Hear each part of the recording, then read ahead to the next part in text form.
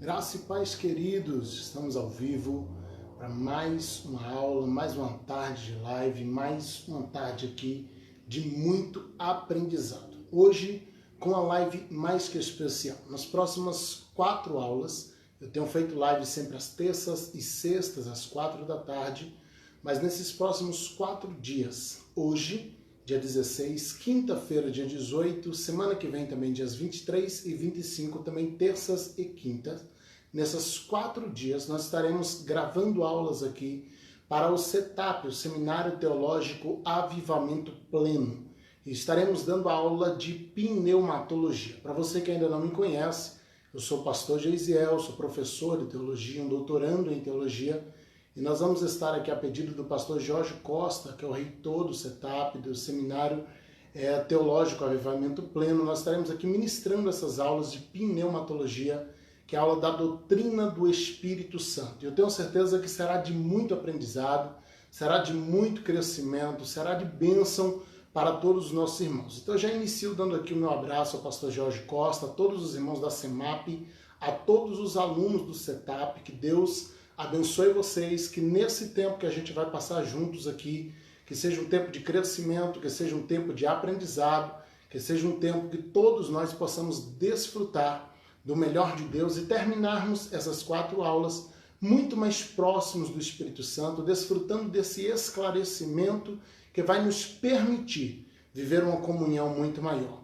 Tá bom? Então, na medida do possível, eu quero estar interagindo com vocês, eu quero estar respondendo perguntas, eu quero estar falando aqui a respeito do tema que nos foi proposto e também lendo os comentários aqui e aquilo que for possível, a gente vai respondendo, a gente vai tentando aqui interagir com vocês, tá bom? Eu sei que muitos alunos verão depois, muitos alunos têm acompanhado essas aulas através do YouTube, pela página do CEMAP Oficial, então muita gente vai ver essas aulas depois, tá bom? Mas para você, nós já retornamos. Para você que está entrando ao vivo, vai compartilhando aí, já avisa ao pessoal que está assistindo, para que eles possam também, tá bom? Para o pessoal que está fazendo o curso, para que eles possam também assistir, possam entrar ao vivo aqui, interagir com a gente. E a gente espera aí estar podendo ser bênção para a sua vida, estar podendo ser bênção para o seu crescimento espiritual, tá bom? Já no início dessa aula, vamos fazer uma oração, pedir a Deus que venha estar nos instruindo, venha estar abrindo a nossa mente para compreendermos aquilo que Ele tem reservado para nós nessa tarde, amém? Pai, nós te louvamos por esta oportunidade que temos de aprendermos mais de Ti, de iniciarmos essa aula de pneumatologia, de compreendermos melhor as coisas do Espírito Santo. E capacite, Deus, para ser canal de bênção aos Teus filhos e abre o entendimento de cada ouvinte, de cada espectador, para que eles compreendam as verdades do Teu Evangelho. Seja conosco, nós pedimos em nome de Jesus. Amém e amém. Deus abençoe você que já está com a gente, fica com a gente aí e não deixa de compartilhar, tá bom? Compartilhe o máximo que você puder, manda no zap aí para os seus amigos, copia o link. Nós estamos transmitindo aqui diretamente da página da CEMAP Oficial no Facebook, tá bom? Daqui a pouquinho, quando acabar aqui a live, a gente já vai colocar essa live também no YouTube, tanto na página da CEMAP Oficial, quanto na minha página pessoal, que é pr.geisiel Santos. Tá bom? Então vamos falar de pneumatologia, vamos falar da doutrina do Espírito Santo. E falando de doutrina do Espírito Santo, não há outra maneira, não há como iniciarmos essa doutrina senão falando da Trindade. Não há outro jeito de entendermos melhor a doutrina do Espírito Santo que não seja falando da Trindade, falando da doutrina da Trindade. E o que é a Trindade? É a composição divina de Pai, Filho e Espírito Santo. Nós estamos vivendo um tempo que está crescendo de forma gigantesca o número de unicistas, igrejas unicistas, inclusive aqui na nossa cidade, Vitória da Conquista. Muitas denominações têm aderido a esse sistema unicista. E o que é que o unicismo prega? O unicismo prega que Jesus e o Pai é apenas um e que eles não são 2 pessoas distintas e que o Espírito Santo é um sopro, que o Espírito Santo é um vento, que o Espírito Santo é uma força. O unicismo ele tenta desvincular Jesus do Pai na condição de 2 pessoas, ele coloca como uma única pessoa, que Jesus seria uma manifestação de Deus na Terra, e nós vamos falar sobre isso aqui também, E ele tenta colocar o Espírito Santo na condição de sopro, de vento. E por que isso? Porque a palavra hebraica no Antigo Testamento para espírito é justamente pneuma. E pneuma vem de ar, vem de vento, vem de sopro. É uma palavra que também é traduzida por essas traduções. E aí a gente começa a ter problemas. Porque o hebraico, ele é uma linguagem muito pobre de palavras. O hebraico tinha cerca de 44 mil palavras. Agora imagina se nós temos hoje no Brasil cerca de 600 mil palavras em nosso português e a gente ainda repete palavras para muitas coisas. Imagina um idioma com apenas 44 mil palavras. Muitas palavras eram repetidas. E o fato de pneuma ser usada para descrever o vento, descrever o ar, descrever sopro, e também usada para espírito, as pessoas desse movimento unicista, os teólogos unicistas, eles optam por apoderar-se disso, fazendo uma exegese, fazendo uma heresia completa, e dizer, não, o Espírito Santo, ele nada mais é do que um sopro, e isso é uma mensagem herege, uma mensagem que deve ser rejeitada de imediato, porque foge de toda a doutrina bíblica que fala a respeito da existência do Espírito de Deus como indivíduo, da existência do Espírito de Deus como pessoa. A doutrina da Trindade, ela começa exatamente em Gênesis 1, quando no capítulo 1, versículo 1 de Gênesis, o Senhor diz assim, olha, no princípio, Moisés escreve, criou Deus os céus e a terra.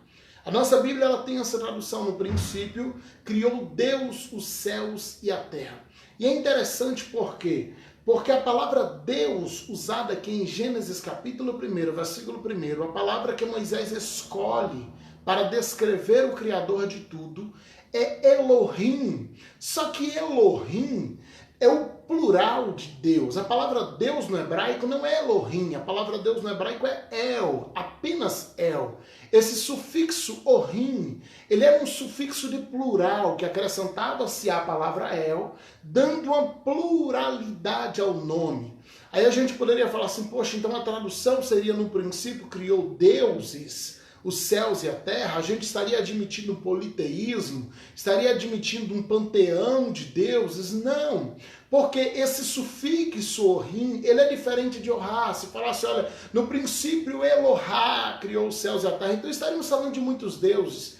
Mas aqui ele fala de uma pluralidade de majestade, de uma pluralidade de ideias, de uma pluralidade de pensamentos juntos ali. Então observe que esse sentido plural, Moisés em todos os seus escritos no Pentateuco, ele vai cercando esses escritos de mistérios, conforme a gente já vai ver alguns na aula de hoje, e ele vai fazendo com que esses mistérios vá cercando eles, e Israel criasse toda essa dúvida em torno da lei de Deus, dizendo, poxa, existem algumas coisas aqui que a gente não compreende, existem algumas coisas aqui que a gente não entende. E que mistérios é esse? Ou como esse mistério foi desvendado? Olha, isso está no Novo Testamento, Colossenses capítulo 1, versículos 26 e 27. Paulo vai escrever dizendo o mistério que esteve oculto por todos os séculos, agora está sendo revelado para a gente. E que mistério é esse? É Cristo em vós, esperança de glória. Então Moisés ele vai tratando algumas palavras no plural, e quando ele faz isso, ele vai deixando as pessoas confusas, ele vai traçando um mistério e a necessidade de desvendar esse mistério. E por que Moisés usa dessa linguagem? Para que as pessoas vissem a necessidade de compreender a Cristo, de entender aquilo que Cristo estava ensinando para eles, que Cristo estava ordenando para eles através daquelas manifestações. Então, Gênesis 2, versículos do 1 ao 4, ali nós temos pela primeira vez o nome de Deus no seu singular. Observe que você tem 2 capítulos, ou Gênesis primeiro todinho, primeiro capítulo de Gênesis, onde você tem Deus criou isso, Deus criou aquilo, Deus criou o sol, Deus criou a lua, Deus criou a luz, e de repente, quando você vai colocar isso no plural, todas aquelas palavras do capítulo 1, que são traduzidas por Deus, no original é Elohim, é uma palavra que está no plural. E apenas no capítulo 2, versículo 1, depois de ter concluído sua obra, aí a Bíblia vai dizer assim, concluiu Yahvé o 7º dia. Concluiu Yahvé toda a sua obra. E ele viu que isso era muito bom, e ele descansou nesse 7º dia. Então observe que somente no capítulo 2 Deus aparece de forma singular. Mas em todo o capítulo 1, ele vai aparecer, inclusive, e aí nós temos uma palavra que já está muito bem traduzida para nós em português, que é na hora de fazer, de formar o homem, no capítulo 1, versículos 26 e 27, onde o Senhor ele vai dizer agora, façamos o homem à nossa imagem e à nossa semelhança. Você já se perguntou com quem Deus está falando? De quem Deus está falando? Ele estaria falando de imagem de anjos? Não. Ele não poderia se igualar a anjos, porque a Bíblia diz que ele é superior a anjos. Então ele não poderia dizer, façamos a nossa imagem, ligando ele a anjos, porque uma coisa é Deus, outra coisa é anjos, são imagens diferentes, são seres diferentes, com poderes e supremacias diferentes. Então, quando Deus fala façamos, ele está acionando a pessoa do Filho, ele está acionando a pessoa do Espírito Santo. E ali há uma revelação já no início da Bíblia da Trindade. Há uma revelação já no início da Bíblia de que Deus é uma pessoa coletiva. Observe essa frase, Deus é uma pessoa coletiva. Ele não é muitos deuses, não. Deus é um ser composto de 3 pessoas. Assim como a sua família é composta do pai, da mãe, do filho, da filha, mas a família é uma só, assim é Deus. Deus é um ser, um único ser, composto de 3 pessoas. Eu sei que parece um pouco complicado, mas a gente vai desvendando isso ao longo das 4 aulas, para que a gente consiga compreender melhor. E aí eu quero ler com vocês algumas passagens, a começar de 1 de Pedro. 1 Pedro, capítulo 1, versículos 1 e 2, Pedro vai nos mostrar a Trindade agindo na sua individualidade. 1 Pedro, capítulo 1, versículos 1 e 2. Você que não pegou sua Bíblia, eu vou te dar a oportunidade agora, vai lá, pega uma caneta, um papel, você não vai conseguir decorar tudo sozinho, então faça uso aí da caneta, do papel, porque tem muita coisa boa chegando pra gente. 1 Pedro, capítulo 1, versículos 1 e 2. Diz assim, Pedro, apóstolo de Jesus Cristo, aos estrangeiros dispersos no ponto da galáxia, Capadócia, Ásia e Bitina, eleito segundo a presciência de Deus Pai, na santificação do Espírito, para a obediência e a aspersão do sangue de Jesus, graça e paz vos sejam multiplicadas. Observe que Pedro ele faz uma divisão não só de pessoas, mas da funcionalidade de cada pessoa que compõe o ser que é Deus. Então observe que ele fala da presciência do Pai. Quem é o Pai? É aquele que planeja, é aquele que é o arquiteto de tudo, é aquele que projeta tudo. E agora ele fala da santificação do Espírito. Por quê? Porque o Espírito está na terra exatamente para te regenerar, para te santificar, para te purificar. E ele vai falar da aspersão do sangue, do perdão que é dado pelo sangue de Jesus. Então observe que Pedro ele faz essa divisão. Quando a gente vai para Mateus, capítulo 3, versículos 16 e 17, você vai ver Jesus sendo batizado nas águas. Ali nós temos o Filho. A Bíblia diz que o Espírito começa a descer na forma corpórea de uma pomba, e lá do céu o Pai, ele começa a dizer, este é o meu Filho amado em quem me comprazo. Então negar a Trindade, ou dizer que os 3 são o mesmo ser, seria como negar a história do batismo de Jesus. Porque ali nós temos a manifestação visível dos 3, Pai, Filho e Espírito, no mesmo lugar, a olho nu, de forma visível e audível para todos os que estavam naquele ambiente, de forma que é registrado tanto por Mateus quanto por Lucas, que na condição de pesquisador, Lucas não foi um discípulo, ele era um pesquisador que atesta isso aqui como veracidade. Então, a Bíblia ali descreve o Filho nas águas, o Espírito descendo e o Pai falando dos céus.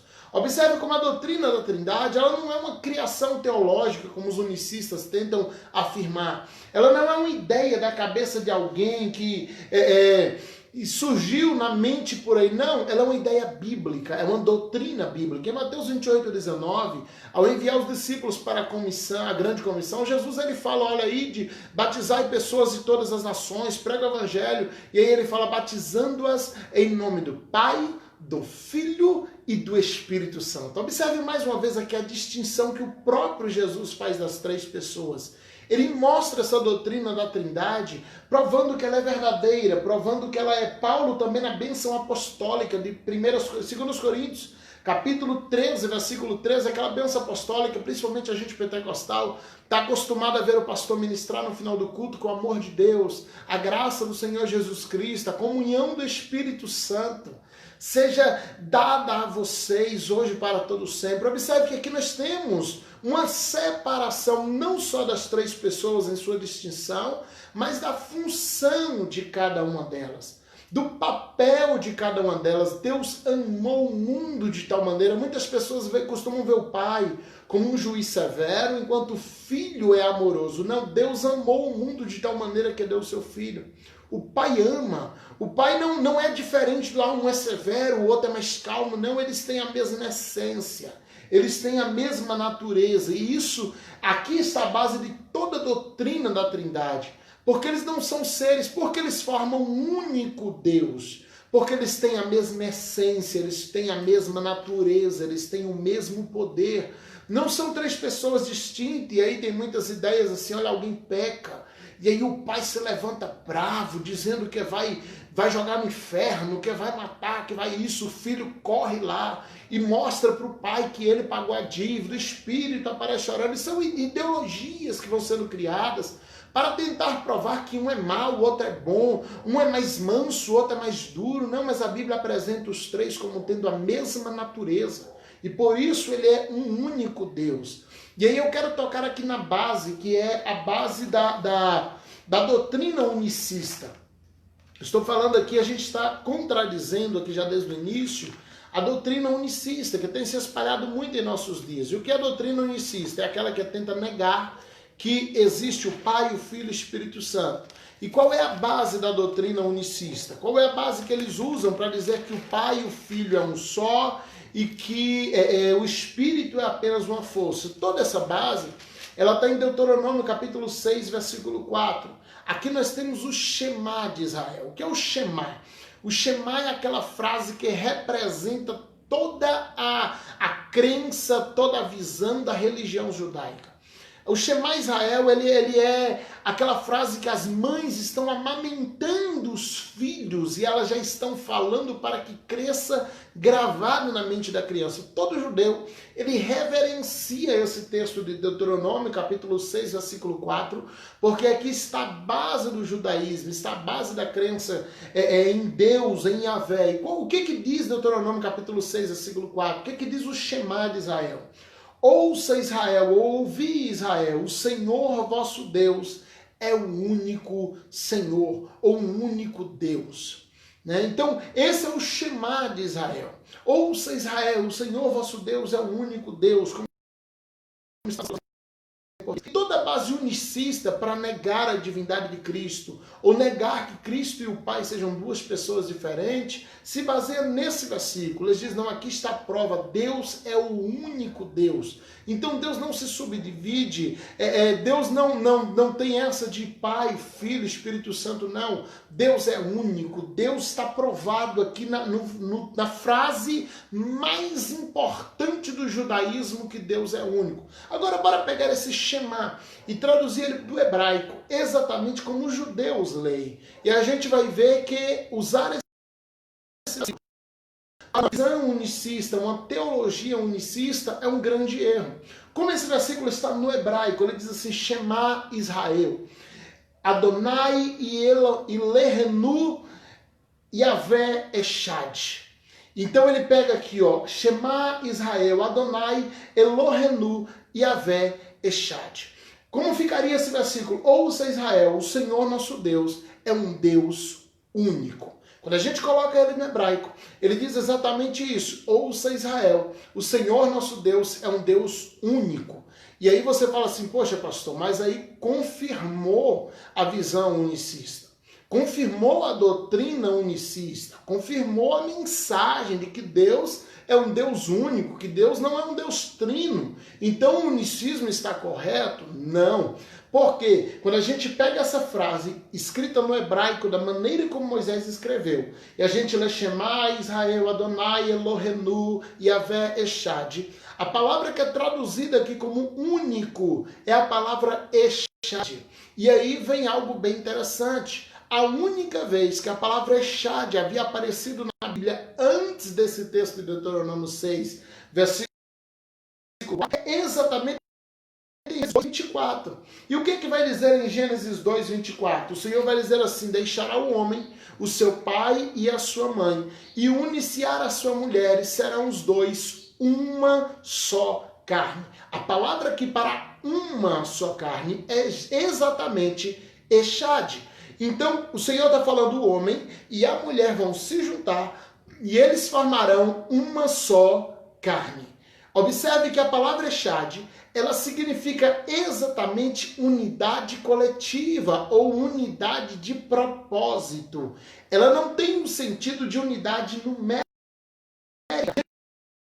E unidade numérica, a gente teria que usar aqui a palavra Yashid. O Senhor vosso Deus, Yahvé, Yashid. Aí sim, ele é um Deus único, numericamente falando. Mas o Shema de Israel, do Deuteronômio capítulo 6, versículo 4, ele não termina com a palavra Yashid. Ele termina com a palavra Echad, que tem o sentido de unidade pluralizada, unidade coletiva, unidade de propósito, unidade de essência. O que Moisés está pregando aqui no Shema, no texto mais importante do judaísmo? Ele está dizendo: Deus não tem distinção de ideias entre a Trindade. Deus, Pai, Filho e Espírito Santo pensam exatamente igual, são exatamente iguais em essência, em propósito, em poder e em tudo o que eles pensam e faz. Então, quando Moisés diz no Shema de Israel, o texto usado pelos unicistas, quando ele diz Deus é um Deus único e ele usa a palavra Echad e não a palavra Yashid, ele está falando de uma unidade coletiva, de uma unidade de propósito. Essa palavra escrever uma tangerina.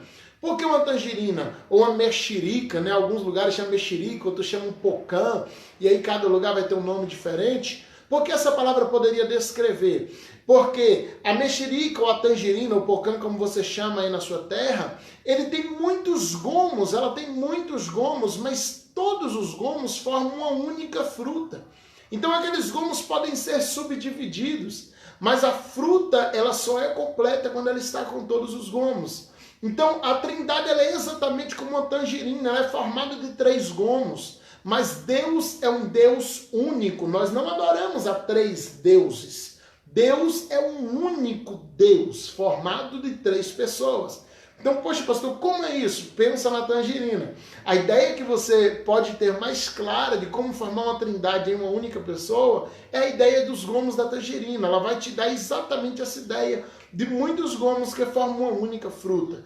Então, Deus é o único Deus. Nós não adoramos a 3 deuses. Tem pessoas que falam assim, poxa, quando eu orar, eu tenho que orar para o Pai, eu tenho que orar para o Filho, eu tenho que orar para o Espírito Santo, eu tenho que dizer que amo qual dos 3. Se você fala Deus, automaticamente você está se referindo aos 3. Jesus nos ensinou a orar em nome de Jesus. Por quê? Porque foi Ele que veio na terra, que deu a vida por nós. Então Ele nos ensinou quando orar, peça ao Pai em meu nome. E tudo que pedires em meu nome, o Pai vai te conceder. Então Jesus nos dá esse ensinamento de orarmos em nome de Jesus. Mas a partir do momento que eu orar dizendo Deus, eu estou citando Jesus. Eu estou citando o Espírito Santo. Então a ideia de que um é maior, o outro é menor, um é mais importante, o outro é menos importante, ela é uma ideia falida, ela é uma ideia caída, é uma ideia que precisa ser revista. E nós precisamos ter isso em mente porque isso tem sido base para muitas e muitas heresias, em que tenta desmentir a ideia de Deus, tenta desmentir que Deus pode ser 3 pessoas, é porque Jesus disse que eu e o Pai somos um. Sim, Jesus diz que eu e o Pai somos um, mas ele também diz, eu vim do Pai, eu estou voltando para o Pai. Tentar unir Jesus e Deus como uma única pessoa, para isso eu preciso rasgar primeiro o texto do batismo, onde o Pai manifesta lá do céu falando do Filho aqui na terra. Eu preciso rasgar o texto, todos os textos onde Jesus subiu ao monte para orar. Afinal de contas, se Jesus era o próprio Pai, para quem que Jesus estava orando? Se a gente pode dizer, não, Jesus diz eu e o Pai somos um, e isso é literal, ele era realmente uma pessoa com o Pai que estava na terra, então para quem Jesus orava? Responda essa simples pergunta. Todas as vezes que Jesus subiu para o monte para orar, ele foi falar com quem? Se ele e o Pai eram a mesma pessoa, como os unicistas tentam dizer. Então, com quem Jesus falava quando ele orava no monte? A gente precisa refletir sobre isso. Com quem ele reclamou na cruz quando ele diz Eli, Eli, lama sabachthani? Deus meu, Deus meu, Deus meu, Deus meu, por que me desamparaste? Quando Jesus reclama isso, na cruz ele apela ao Pai, porque o Pai, a Bíblia diz que havia virado de costas por não suportar o sofrimento do Filho, e a terra se escureceu. Jesus está falando com quem? Porque Jesus está na cruz, e se ele e o Pai é um, ele está dizendo que ele abandonou a si mesmo. Então, a gente precisa rever esses conceitos. A gente precisa reavaliar textos como João, capítulo 14, todo ele, capítulo 15, capítulo 16, capítulo 17. Jesus diz, eu vim do Pai, eu volto para o Pai, eu vou fazer mediação entre vocês e o Pai. Eu estou aqui para reconciliar vocês com o Pai. Então, de quem Jesus está falando? Se nós não ignorarmos a doutrina da Trindade, ou tirarmos a doutrina da Trindade da Bíblia, nós precisamos anular uma série de textos. E a Bíblia não pode ser anulada, não consegue aceitar uma doutrina. A Bíblia não pode ser esquecida simplesmente porque alguém, eu prefiro não acreditar, então eu vou anular esse texto, eu vou jogar fora esse texto, eu vou acreditar da minha maneira. Não, eu preciso explicar a Bíblia com a própria Bíblia. E a Bíblia nos mostra de Gênesis a Apocalipse a presença do Pai, a presença do Filho, a presença do Espírito Santo. O Filho no Antigo Testamento sendo representado em suas teofanias, onde a Bíblia vai chamá-lo de o anjo do Senhor, mas que ele aceita a adoração, ele jura por si mesmo. Você tem, por exemplo, Abraão, quando ele está oferecendo Isaac em Gênesis 25, lá no Alto do Moriá, a Bíblia diz, o anjo de Deus bradou lá do céu e diz, Abraão, Abraão, não faça mal ao teu filho, eu sei que tu temes a Deus. E na sequência, o anjo de Deus diz a Abraão, como tu não me negaste o teu filho. Ora, Abraão não estava oferecendo o filho para anjo. Abraão nunca ofereceu sacrifício para anjo. Quem pediu aquele filho a Abraão foi Deus, mas o anjo agora está dizendo, Abraão, tu não me negou o filho, jurei por mim mesmo que eu vou te abençoar. O único que pode jurar pelo próprio nome é Deus. Mas por que esse ser agora no Antigo Testamento ele está representado como o anjo de Deus em sua teofania? Porque o Filho ainda não podia ser revelado, ali é uma teofania, uma manifestação do próprio Cristo. Nós vamos ele aparecer em diversas outras passagens bíblicas com esse título, o anjo do Senhor. E que aceitava adoração, aceitava sacrifício, jurava por si mesmo, fazia promessa pelo próprio nome, se apresentava como sendo maravilhoso, conselheiro, príncipe da paz, nomes que a gente aprendeu em Isaías, que só seriam adjetivos de Cristo. Então nós precisamos compreender essa virtude do Evangelho, em que apresenta a Trindade em todo o Evangelho, em todas as passagens bíblicas, que apresenta a Trindade de Gênesis a Apocalipse, não apenas lá no Novo Testamento. Negar a Trindade de Cristo é simplesmente, negar a Trindade de Deus é simplesmente negar toda a Bíblia, porque a Bíblia vai mostrar o Senhor se manifestando através do Pai, através do Filho, através do Espírito Santo. E ainda numa tentativa de explicar esse unicismo, surgiram algumas teorias. A primeira teoria que surge é a teoria da manifestação momentânea. O que essa teoria diz? Teoria da manifestação momentânea. Você que está cursando o curso, assistindo ao vivo, vai assistir depois aí pela página da Setup no YouTube. Grava esses nomezinhos porque a gente, para vocês, vai ter um trabalhozinho mais para frente. Tá bom? Então a teoria da manifestação momentânea diz o quê? Que o Pai se manifestava, que Deus, na condição de uma única pessoa, havia momentos que ele se manifestava como Pai, havia momentos que ele se manifestava como Filho e havia momentos que ele se manifestava como Espírito. Então Deus estaria se manifestando de três maneiras, mas era uma única pessoa fazendo isso. Volto a repetir, isso não explica para quem Jesus orava. Isso não explica o Espírito descendo e o Pai falando enquanto Jesus está saindo das águas após o batismo. Isso não explica uma série de coisas que a Bíblia mostra Jesus dizendo, eu vou voltar para o Pai, mas depois ele vai enviar outro Consolador. Isso não explica uma série de textos. Então, queridos, toda teologia que anula textos ou que contradiz textos bíblicos, ela deve ser imediatamente rejeitada. Paulo escrevendo aos Gálatas, ele vai dizer que ainda que um anjo viesse trazer outro evangelho, que a gente recusasse de primeira. João disse, se alguém traz outro evangelho, nem sequer receba em casa. Então a gente precisa ficar atento a essas teologias falsas que têm surgido, que só distanciam as pessoas de Deus. A segunda teoria é a teoria da filiação menor. O que é a teoria da filiação menor? É aquela teoria que diz que Jesus, ele é um Deus menor, ele é filho de Deus sim, mas não com os poderes do Pai. Que ele é filho de Deus, mas existe até uma teoria do Testemunho de Jeová que coloca Jesus como sendo o mesmo arcanjo Miguel. Diz assim, não, ele é o mesmo arcanjo Miguel, ele é Deus, mas ele é um pouco menor, ele tem menos poder, ele não pode fazer nada por conta própria. Ora, quando Jesus é ressuscitado, ele diz, todo poder é me dado no céu e na terra. Se Jesus é um Deus menor, então esse texto ele está se contradizendo. Jesus aceitava a adoração e ensinava os discípulos a adorá-lo. Então, há uma contradição nessas teorias. Não podemos correr para elas, não podemos simplesmente abraçá-las, abandonando o restante da palavra. A Bíblia precisa ser explicada com a própria Bíblia. E um texto da Bíblia não pode desmentir uma teologia, uma visão que alguém surge agora para pregar. E aí o que essas teorias têm em comum? Todas elas colocam o Espírito Santo na posição de vento, de sopro, de força de Deus, de uma manifestação do poder de Deus. Eles querem dizer que o Espírito Santo é um sopro, e eles se apoderam ali da hora que Deus faz Adão e soprou nele o Espírito de vida. A Bíblia não fala que Deus está soprando o Espírito Santo em Adão. A gente precisa separar cada coisa é cada coisa. Ali ele está soprando fôlego de vida quando nós respiramos aqui.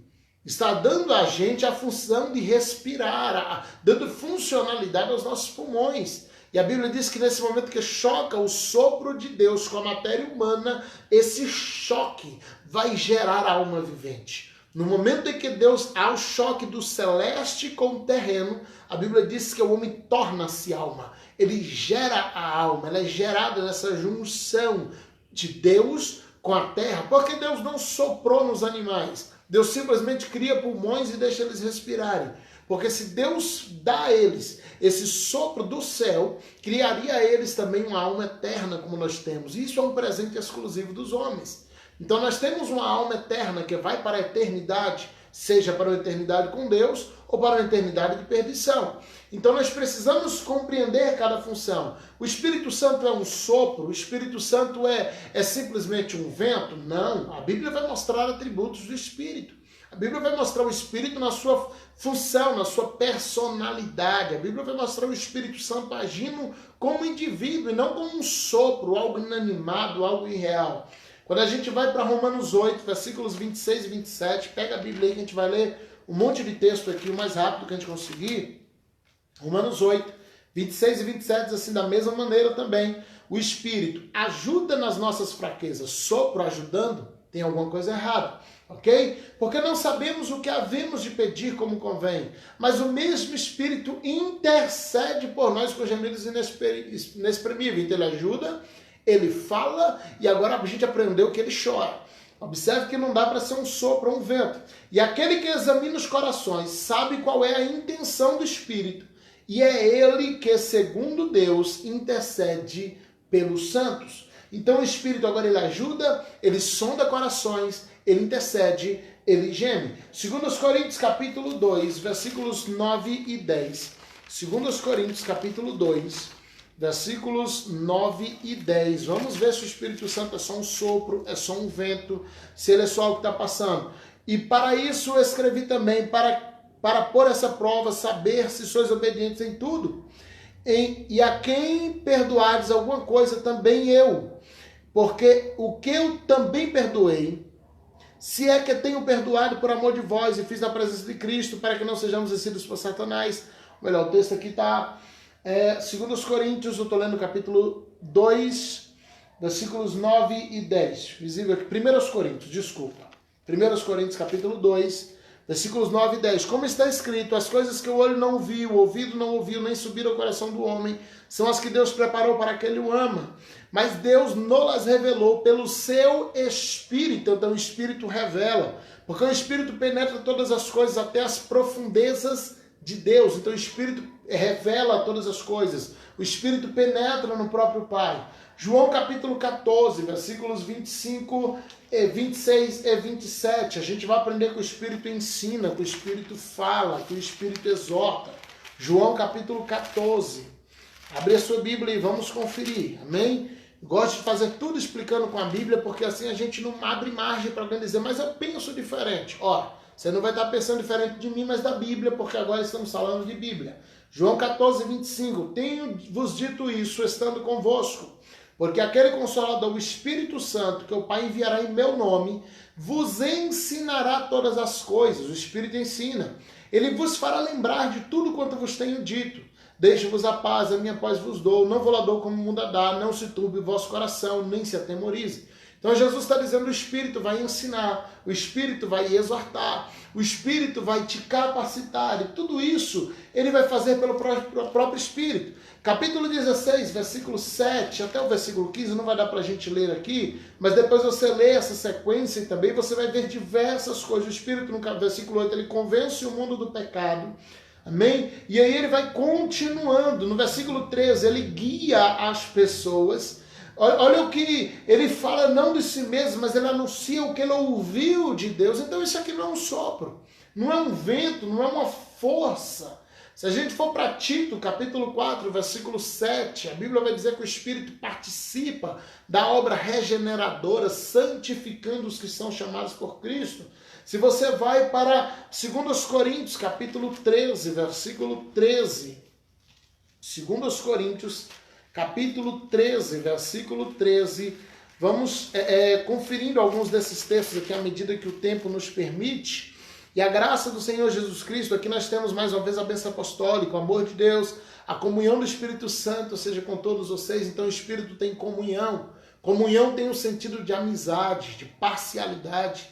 Isso não é possível um sopro, isso não é possível um vento, isso não é possível uma força, ok? Se a gente vai para Efésios capítulo 4, aqui na frente, Efésios capítulo 4, versículo 30, a gente já vai encontrando aqui outro atributo do Espírito Santo, e esse agora muito mais pessoal.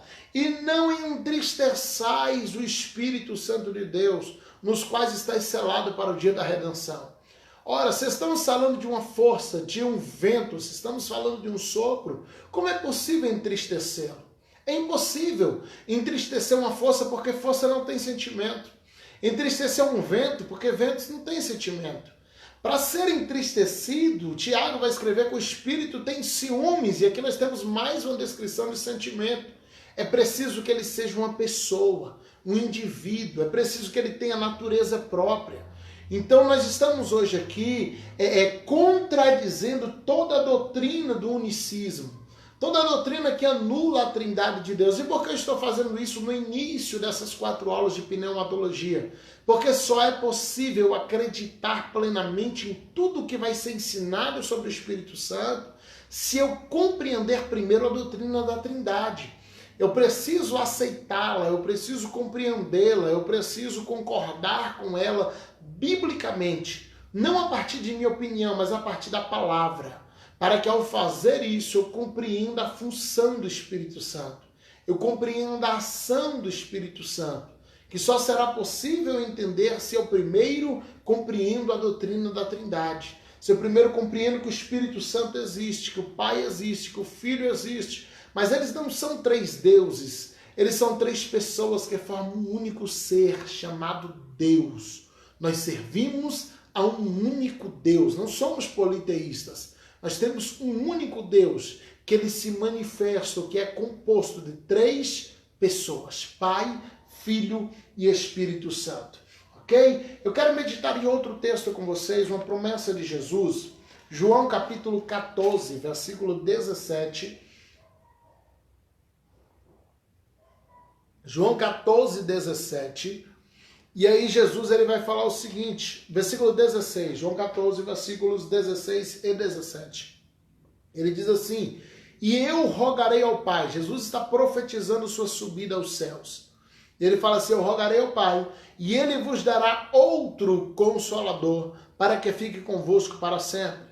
E ele explica quem é o outro Consolador no versículo 17. O Espírito da verdade, que o mundo não pode receber, porque não o vê, nem o conhece, mas vós o conheceis, porque habita em vós, habita convosco e estará em vós.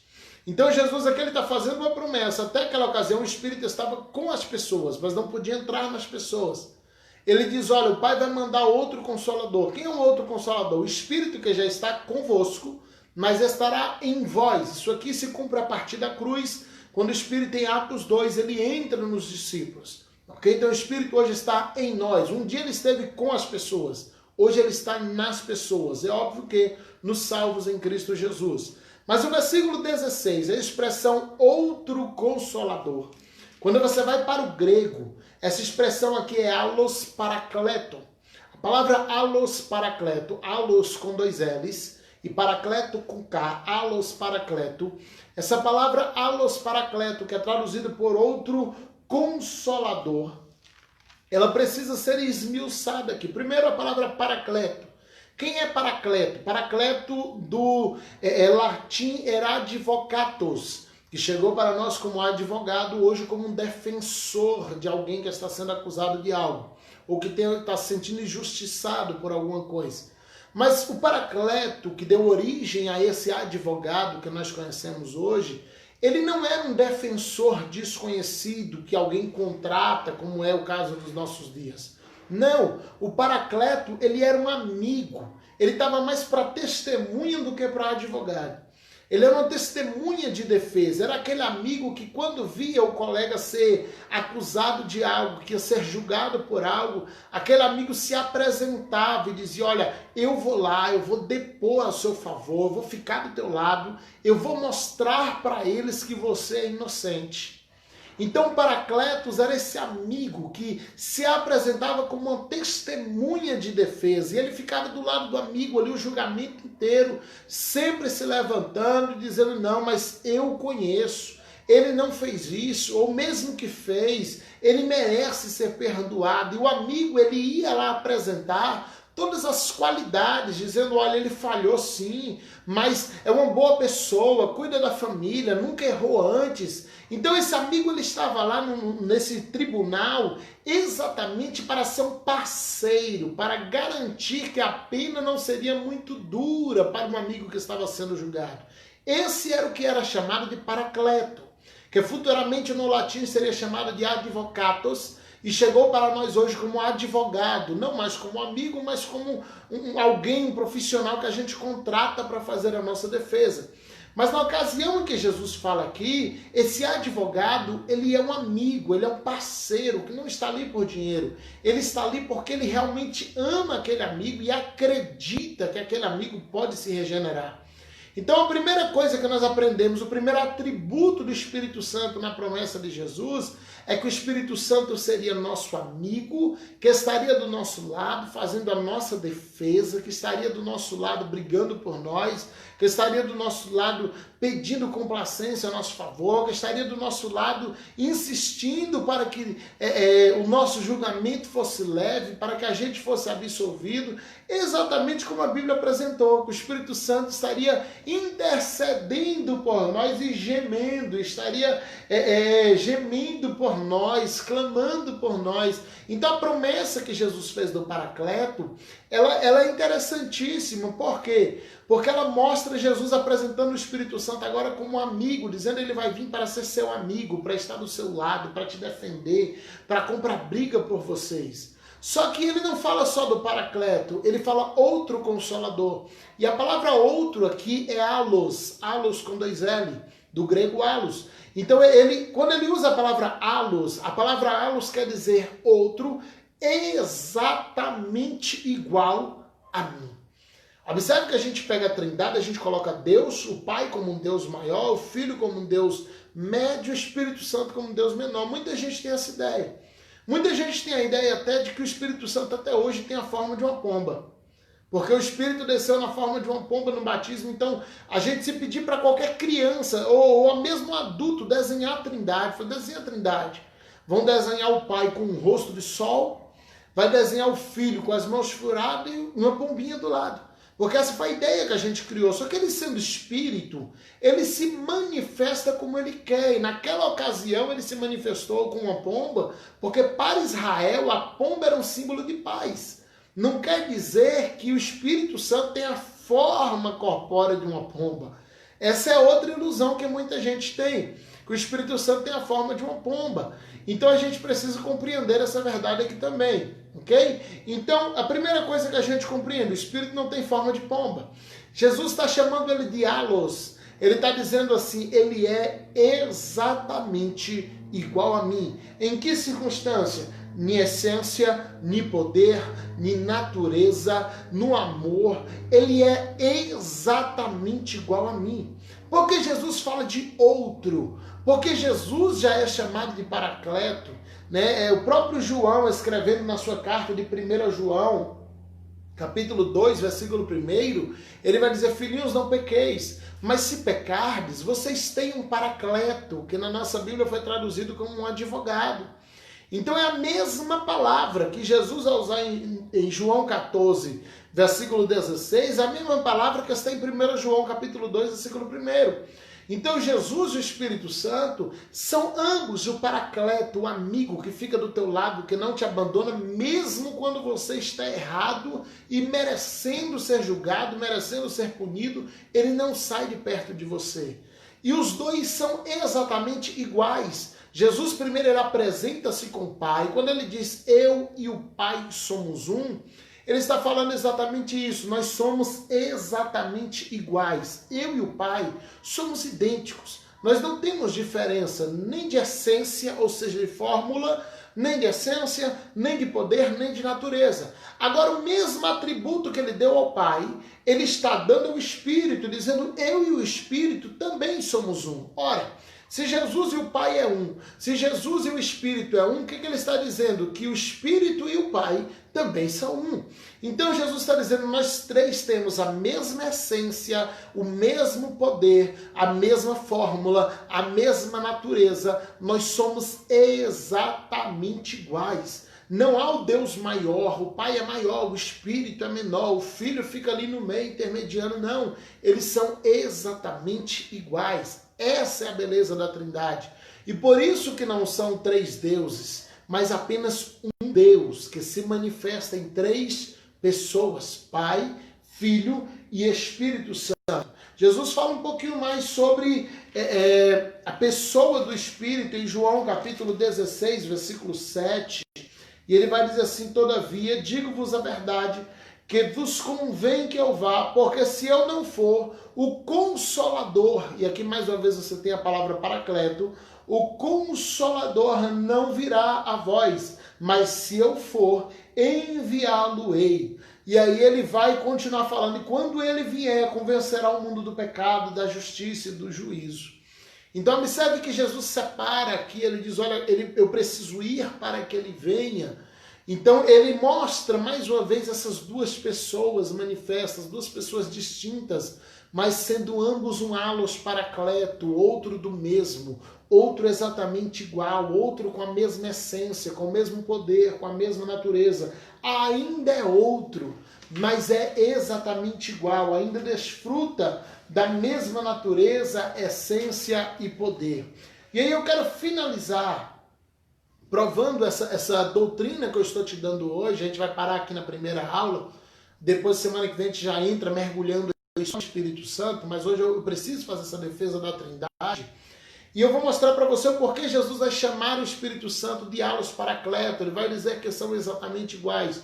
Porque eles têm exatamente papéis muito parecidos e fazem exatamente tudo na mesma função, na mesma direção, no mesmo querer. Se a gente vai para João capítulo 16, versículo 27, Jesus vai estar dizendo que ele veio da parte de Deus. Ele diz, olha, eu vim do Pai, eu sair de dentro de Deus. É isso que ele fala em João capítulo 16, versículo 27. E aí quando você vai para João capítulo 15, versículo 26, você volta um pouquinho, Jesus vai estar dizendo exatamente a mesma coisa. Ele diz assim, olha, o Espírito, ele sai de dentro de Deus, ele procede de dentro do Pai. Então ele vai estar manifestando que os dois têm a mesma origem, ok? Quando a gente vai para João capítulo 8, versículo 42, ele fala assim que ele não veio de si mesmo, mas daquele que o enviou. Jesus está dizendo, olha, eu não estou aqui para fazer minha própria vontade, mas o Pai me enviou. E aí quando você vê lá em João capítulo 14, versículo 26, Jesus falando do Espírito, ele vai dizer também isso, ele diz, olha, o Consolador a quem o Pai vai enviar, ele vai ensinar todas as coisas. Diz, eu fui enviado do Pai, o Consolador é enviado pelo Pai. Nós estamos mostrando porque Jesus chamou o Espírito de outro exatamente igual a mim, ok? João 14, versículos 18 e 28, Jesus vai pregar dizendo, eu vou voltar para vós. Mas quando você vai para João 15, versículo 26, ele está falando exatamente, o Espírito Santo está vindo para vocês. Então observe como Jesus ele vai apresentando a divindade do Espírito Santo, colocando o Espírito Santo no padrão de Deus na mente dos discípulos, para que os discípulos entendam que ele não é um sopro, que ele não é um vento, que ele não é uma força, mas que ele é Deus. Relacionamento com o mundo. João 8, versículo 19, Jesus diz, o mundo não o conhece, falando de si mesmo. Mas em João 14, 17, Jesus fala que o mundo não conhece o Espírito de Deus. João 15, versículo 18, Jesus diz que o mundo odeia Jesus. Em João 15, 18, ele diz que o mundo odeia Jesus. Em João 14, 17, ele também vai falar que o mundo não pode receber Jesus. João 3, versículo 19, ele vai dizer, este é o julgamento, a luz veio ao mundo, mas os homens preferiram as trevas, falando do próprio Jesus. João 16, versículo 8, ele vai dizer que o Espírito, quando viesse, convenceria o mundo do pecado, da justiça e do juízo, falando exatamente desses parâmetros de luz e trevas. Quando a gente fala sobre autoridade, João 7, versículo 16, Jesus fala, meu ensino não é meu, eu tenho falado, não tenho falado de mim mesmo, mas do Pai, João 12, 49. Quando Jesus vai falar do Espírito, em João 16, 13, ele diz, o Espírito não falará de si mesmo, mas falará tudo o que o Pai lhe ordenar. João 8, versículo 14, Jesus diz, eu testifico de mim mesmo. E aí quando vai para João 15, 26, ele fala, o Espírito também vai testificar, porque ele também é Deus. Eu sou testemunha, o Espírito também é. E Jesus mostra esse parâmetro de essência, ok? João 14, 25, última referência que a gente vai citar aqui, Jesus diz assim, eu vos tenho dito isso enquanto ainda estou convosco. No versículo 26, ele diz, o Espírito Santo vai estar convosco também, e ele vai vos ensinar todas as coisas, assim como eu ensinei, e até muito mais. Ele finaliza em João 16, versículos 13 e 14, dizendo, o Espírito da verdade vos guiará em toda a verdade, vos anunciará as coisas que hão de vir. Ele me glorificará, porque há de receber o que é meu e vou-lo-á de anunciar. Então, a função desse estudo de hoje foi exatamente essa, te mostrar que Deus, ele é um Deus trino. A doutrina unicista, ela é uma doutrina herética. Ela é uma doutrina que foge daquilo que Deus tem estabelecido para a terra, que Deus tem estabelecido para a sua igreja. Volte desde o início, você vai ver explicação aqui sobre o Shema de Israel. Ouça Israel, o Senhor vosso Deus é um Deus único. A palavra ali é Echad, é uma palavra plural que também foi usada em Gênesis 2, 24, onde diz, deixará o homem, seu pai e sua mãe, uniciar a sua mulher e serão os dois uma, Echad e só carne. Então é uma união de propósito, é uma união de propósito, de finalidade, e não uma união numérica, que é usada em Deuteronômio capítulo 6, versículo 4. Portanto, nós cremos e testificamos que nós servimos a um único Deus, que é manifesto no Pai, no Filho e no Espírito Santo. Amém? Se você crê como eu, que Deus te abençoe. Se você crê diferente, medita em todas as referências, mais do que ouvir. Vá conferindo referência por referência que nós citamos aqui nessa tarde, e eu tenho certeza que será abençoador para a sua vida. Quinta-feira, estamos de volta com a aula 2, falando sobre a natureza, personalidade do Espírito Santo. E já no finalzinho dessas 4 aulas, nós vamos fazer aqui algumas aulas práticas falando sobre comunhão com o Espírito Santo. Que Deus te abençoe. Até quinta-feira, 4 horas da tarde. Que Deus abençoe a todos, em nome de Jesus.